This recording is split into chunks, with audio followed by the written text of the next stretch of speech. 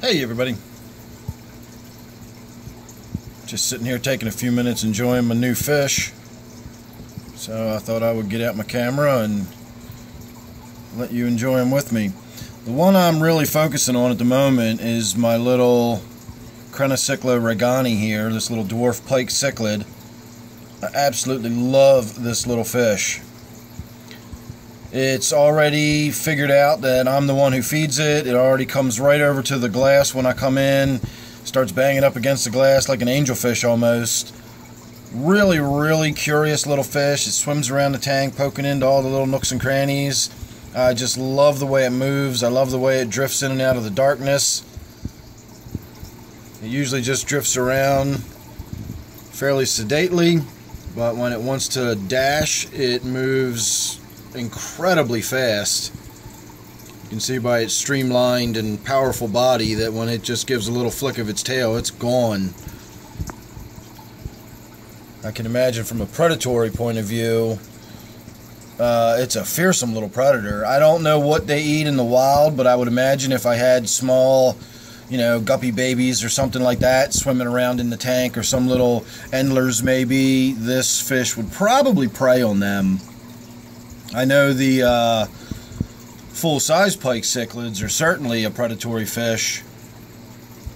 If you're wondering what the fish are nibbling on in there, I've got some treats. They're called Sarah O-Nip or something like that. Seraphim O-Nip or something. I don't know. It's been a long time since I bought them. Don't know why I never really got around to bothering putting them in the tank. I think the first tank I put them in, I didn't really get the reaction I was expecting, and they just kind of sat on the shelf, and I haven't really thought about them since. But tonight I decided I'd throw them in the tank, because what I'm really hoping is that the flavor of the delicious treat in the tank might bring out my black ghost knifefish. So as much as I'm enjoying the rainbow fish, and as awesome as my little Crenicichla is, I'd really like to see my black ghost knifefish once in a while. I do have plans for my black ghost knifefish. I'm not going to get into them right at the moment. It does not involve me getting rid of it. I will say that, and put your mind at ease if you're wondering about whether I'm going to just get rid of it or not. I have actually spoken about that in the past. I've considered it, but it's not something I've ever really wanted to do, and it's not something that I'm going to do. But I do have some plans for it, so, make sure you're subscribed and you won't miss that whenever I get around to it. It won't be too long before I start making some moves. We're heading on into the winter, so anything I'm going to be doing with bringing plants inside and moving fish around, if I've got any, last-minute crayfish and stuff that I've been trying to catch, all that stuff's kind of coming to a head with the water temperature dropping and it getting colder and colder outside. So it won't be too much longer before I start revealing some of the stuff I'm doing. A lot of it also has to do with my stupid Waterfall project that I've been working on. The thing is just driving me crazy. It is frustrating the heck out of me. Every time I think I'm ready, every time I think I've got it leak-free, it's not leak-free. I thought about sitting down here tonight and starting it up and letting it run for a little while I was down here and waiting to find out whether or not we were going to see any leaks from it. But I decided that I'm going to give it another day of curing.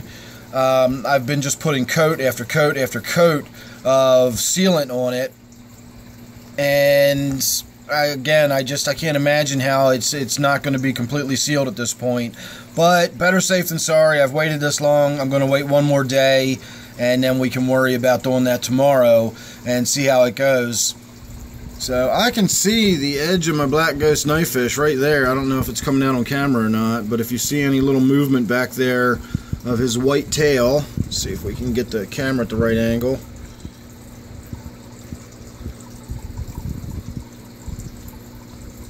There it is.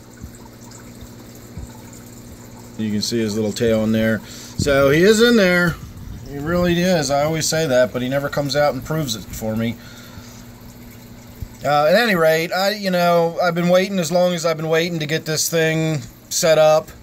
It's been a fun project. I've learned a lot from it. I've learned a lot of things that I'll never do again. I've learned a lot of things that probably weren't the best ideas, and we can talk about all that in due time when I you know, do the big reveal and show everybody what's going on with it.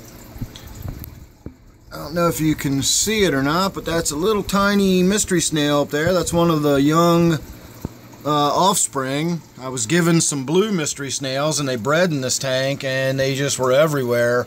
And a lot of them got taken out and moved around and put in some other tanks, so I do have some blue mystery snails in quite a few of my tanks now. But this tank had a bunch of them in it, and I'm not sure how many are still in there or what's happened to them. I don't know if they've died off or if they've been eaten by something. I don't know if the fish in here are really the kind of fish that would be going after snails or not. But you'd think there'd be more of them in here. Now that I'm looking around, I really don't see a whole lot in the way of mystery snails.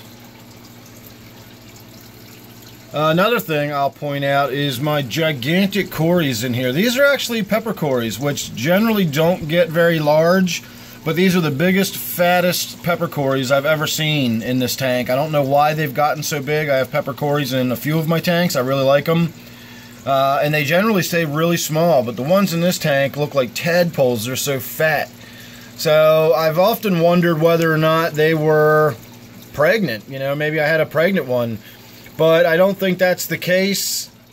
And if that is the case, I've got two of them. And I'm not sure if I've got a third one in here or not. That's not, you know, big and fat and gigantic like that. But the two that I have that I see on a regular basis are fat little cories for being pepper cories. And I can still see my black ghost right there. It is tantalizingly close to wanting to come out and swim around. I can see it undulating, I can see it moving, but it is just not going to come out. And here comes my little dwarf pike sneaking up through the bushes here. Ah, that is just such a cool little fish. I love this little guy. So as I said earlier in this video, this is the Crenicichla Regani. And I had a green Dwarf Pike Cichlid before. It was a Crenicichla compressiceps. And I got that one only because they did not have this one. I had gone to the store in hopes of buying this Regani.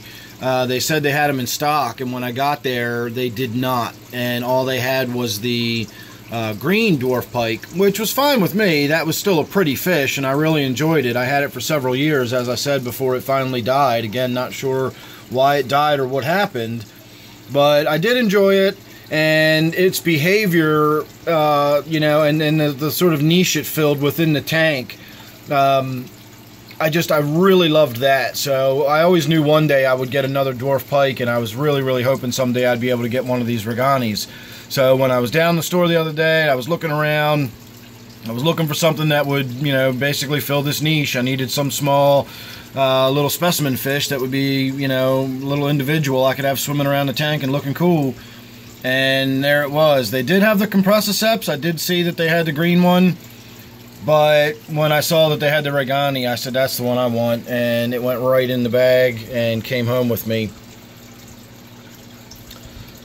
So there you go. I'm going to wrap it up. As I said, I was just kind of trying to ramble around about the tank for a little while in hopes that my black ghost would come out. Give everybody a nice little look at my new fish. Let you enjoy them as much as I do, hopefully.